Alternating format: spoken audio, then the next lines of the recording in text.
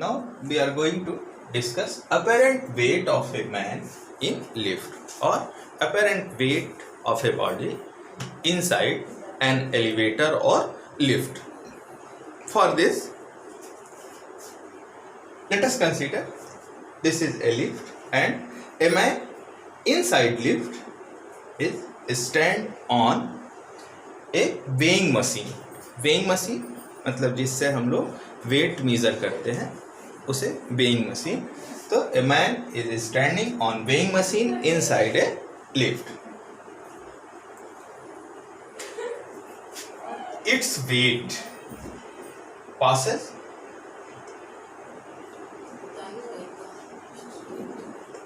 from the center of gravity and it will be equal to W equal to mg. But man is standing on lift, then lift will exert a reaction force. See, it is R, and this reaction force is recorded by the weighing machine.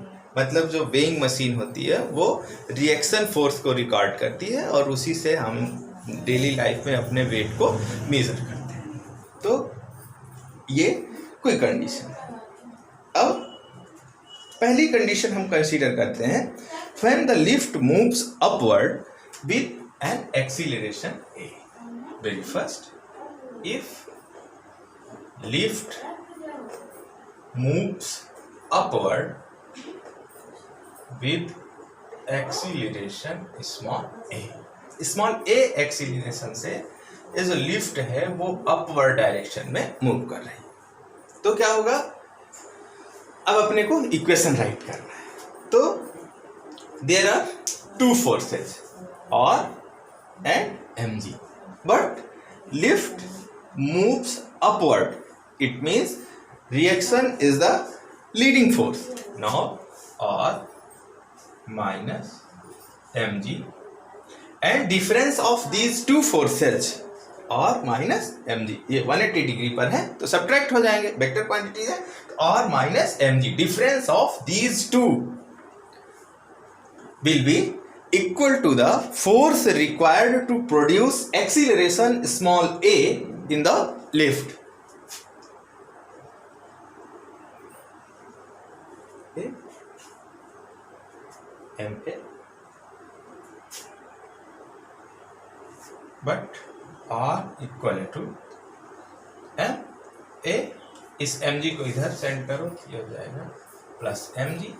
Now R equal to m a plus g. अब ये जो equation है ये बता रहा है apparent wait,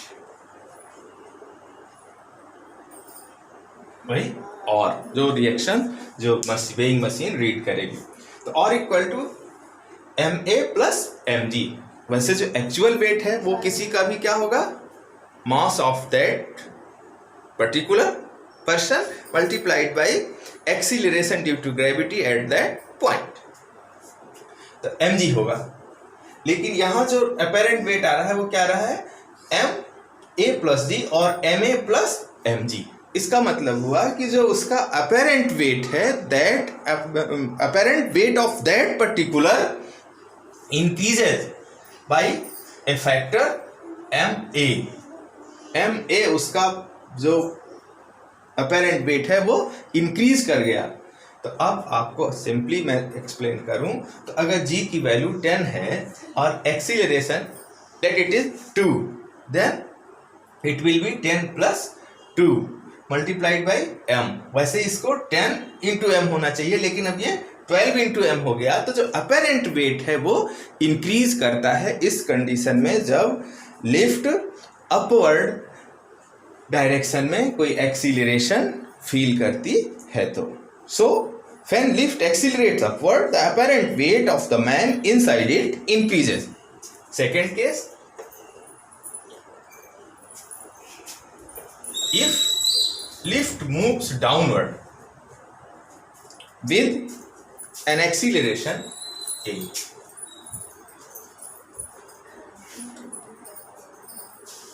lift है वो डाउनवर्ड मूव कर रही है ए एक्सीलरेशन से। तो अब इस केस में आर और mg ये दो फोर्सेज हैं, इक्वल और अपोजिट है, but lift moves downward means mg is now leading force, therefore mg minus r equal to difference of these two forces will be equal to the force which produces acceleration a in the lift will be equal to ma. Now r equal to mg minus ma, r equal to mg minus a apparent weight ये हो गया। अब जब ये apparent wait हुआ तो यहाँ अपने को देखना है कि mg उसका एक्चुअल वेट है, but here mg is reduces by the factor ma, मतलब अगर उसमें 2 मीटर पर सेकेंड स्क्वायर का एक्सीलरेशन प्रोड्यूस हो गया तो, और g की वैल्यू 10 थी, तो 10 माइनस 2 अब हो गया 8 into m। Actual wait mg होना चाहिए, मतलब 10 इंटू m होना चाहिए, एक एग्जाम्पल हम कंसीडर करें तो, लेकिन यहाँ क्या हो रहा है वो 8 इंटू m हो रहा है। अगर a की वैल्यू हम फॉर एन एग्जाम्पल 2 मीटर पर सेकेंड स्क्वायर कंसीडर करें तो इसका मतलब हो गया कि g minus a, value of g minus a is less than g, therefore apparent weight in this case of man when lift accelerates downward with an acceleration a decreases. Third one,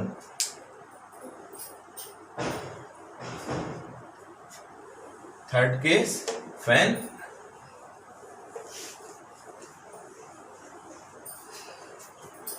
the lift is at rest or moving with uniform velocity downward. Lift is at rest, rest condition में a equal to 0,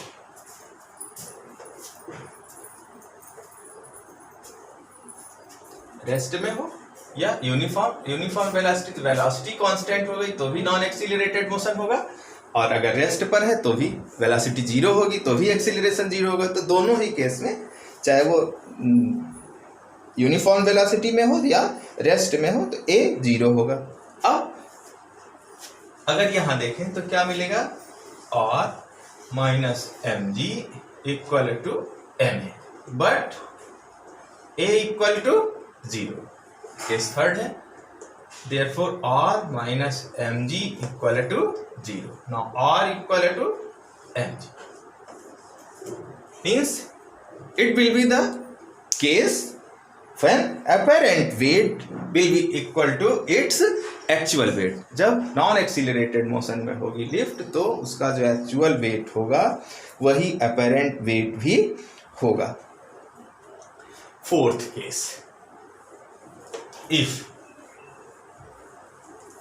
the rope of lift is broken, जो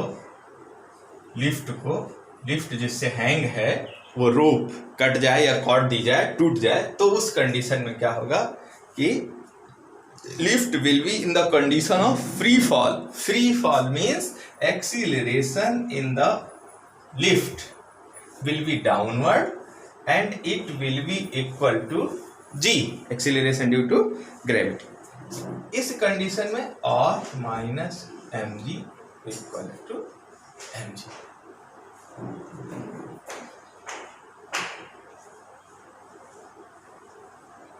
ये जो downward acceleration का equation मिला था अपने को, downward acceleration था और इक्वल टू